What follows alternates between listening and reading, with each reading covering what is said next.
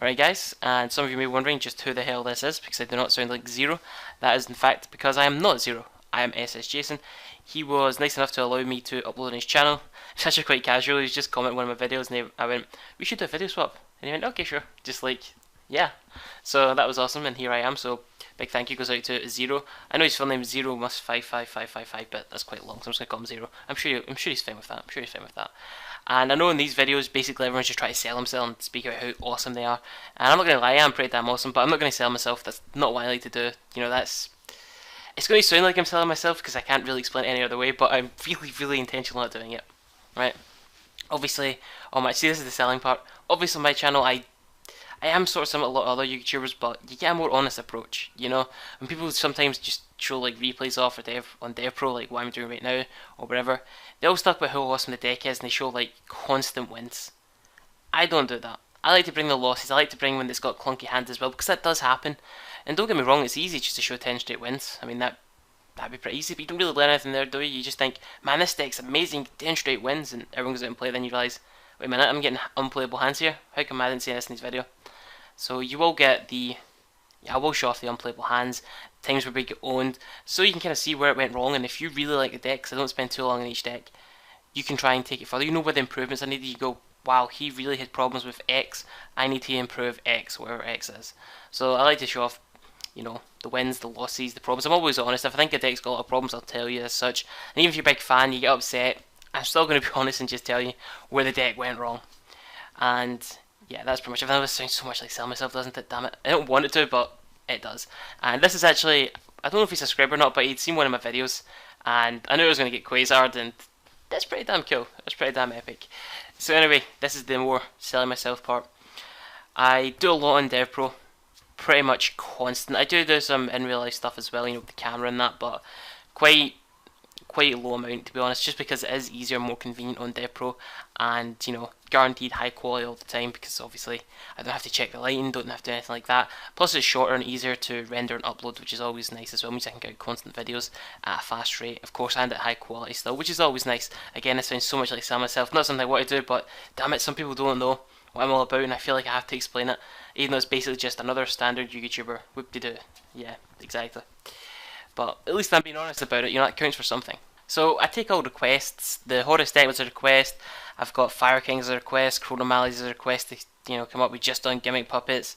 Basically, we'll build any deck to what I think looks good, then I'll see if it needs improvements and how to tweak it, and then kind of maybe do another follow-up video. I don't really look at what other people are doing or anything like that. I like to just sort of go with what feels right to me. That means sometimes the deck looks like absolute garbage to what is actually, you know, the established standard, but other times, you know, you think up cool things and you can really sort of make something happen.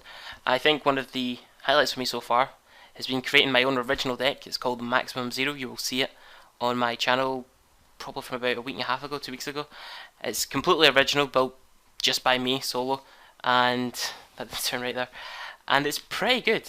I mean, it's always good when you build your own deck. When you build your own deck and it comes out pretty good, you feel a little bit more like, yeah, I've done something good here. You know, just this good feeling. Of course, I also do the occasional discussions about things, if anything interesting comes up. I hate doing card reviews and stuff like that. I feel that's just lazy content.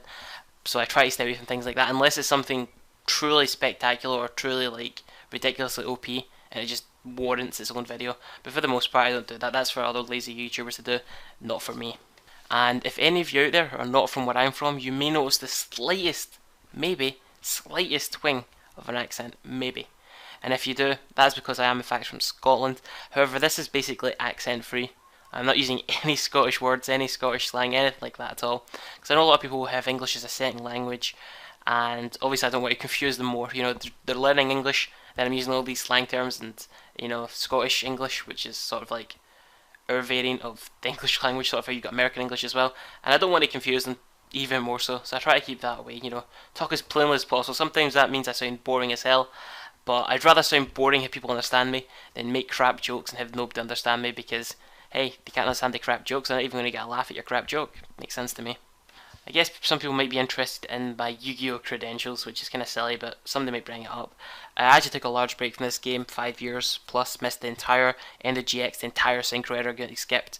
I came back into it late 2011, started my YouTube 2012, but before that, you know, multiple regional winner, back-to-back regional winner, a couple of trophies floating about. Only went down to one national event because it's a lot of travel and a lot of expenses, and I got top 32 if that counts for anything, you know, back when the game was apparently more skilled. So it might count for something. But yeah, it's not really amazing, is it? Never went to YCS, so I can't claim anything truly big. So anyway guys, I will show off the deck profile, hang tight for a few seconds.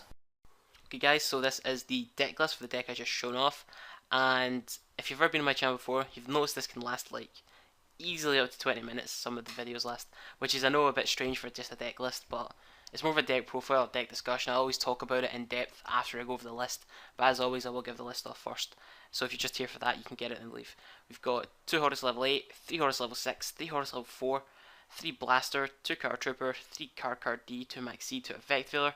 The spells got 2 Duality, a Godstorm, Monster Reborn, Dark Hole, 2 Forbidden Lance, 2 Level Up, and if the traps get 3 Safe Zone, 2 Bottomless Trap Hole, 2 Solemns, 2 Compulse, and 2 Call of the Haunted. For the extra, we've got Crimson Blader, Catastor, Black Rose Dragon, Scrap Dragon.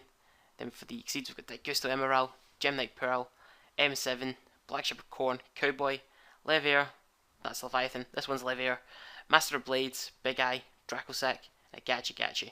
The side's just other cards I was contemplating using. I was using Red Elks at one point, it was okay, but I'm trying 3 Blaster now. So obviously the main idea of the deck is, I wanted to focus on Horus, and then use other support cards for the Horus cards, rather than just jam-pack the deck with Dragon Rollers and throw in Horus, because then it's basically just Dragon Rollers with a little bit of Horus. It's not really the same thing to me. Same with the Hieratic build, that's basically just Hieratics with Horus run. I want a Horus deck, with cards that support the Horus. Everything else doesn't matter. That's why I'm going for 3-3-2.